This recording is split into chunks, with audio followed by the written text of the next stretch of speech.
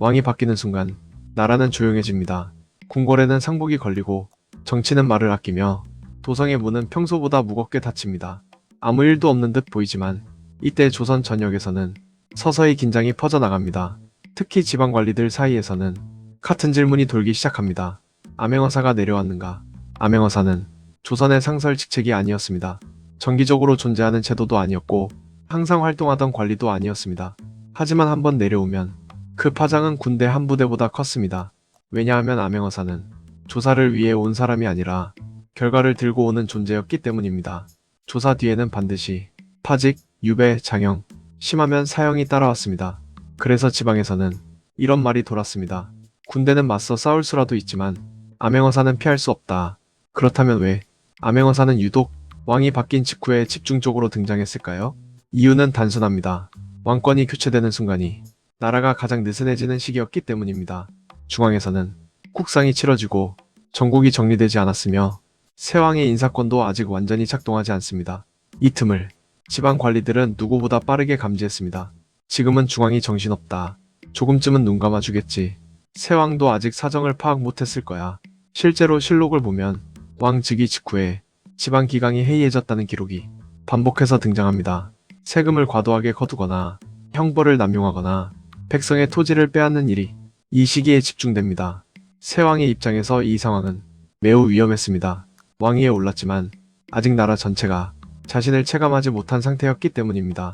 그래서 새왕이 가장 먼저 선택한 건 군대를 움직이는 것도 대규모 개혁도 아니었습니다. 암행어사를 보내는 것, 이건 단순한 단속이 아니라 정치적 메시지였습니다. 나의 눈은 이미 전국에 닿아 있다. 특히 숙종, 영조, 정조, 제위초를 보면 이 경향이 뚜렷합니다. 숙종은 황국 정치로 왕권이 요동치던 시기에 지방 감찰을 강화했고, 영조는 왕위의 정통성 논란 속에서 지방 관리 통제를 통해 권위를 다졌습니다. 정조는 더 노골적이었습니다.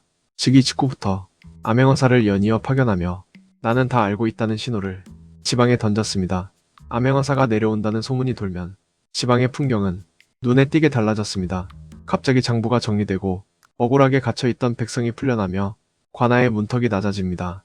전날까지만 해도 고개조차 들지 못하던 사람들이 관리와 눈을 마주치게 됩니다. 이 모든 변화는 암행어사가 실제로 왔기 때문이 아니라 혹시 왔을지도 모른다는 두려움 때문이었습니다. 특히 섬이나 변경, 벽지일 수록 이 현상은 더 강했습니다. 여긴 안 오겠지.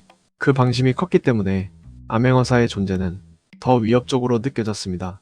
암행어사는 늘 자신의 신분을 숨겼습니다. 백성처럼 입고 장사꾼처럼 돌아다니며 때로는 거지처럼 보이기도 했습니다. 그래서 지방 관리들은 모든 낯선 사람을 두려워했습니다. 말을 아끼고 술자리를 피하고 괜히 사람을 때리지 않았습니다. 암행어사는 한 사람의 관리가 아니라 지방 전체를 조심하게 만드는 장치였습니다. 백성들에게 암행어사는 또 다른 의미였습니다. 직접 본 적은 없어도 존재 자체가 희망이었습니다. 서울에 우리의 억울함이 닿을 수 있다. 왕이 우리를 완전히 잊지는 않았다. 암행어사는 왕이 직접 내려오지 않아도 왕의 존재를 느끼게 해주는 수단이었습니다.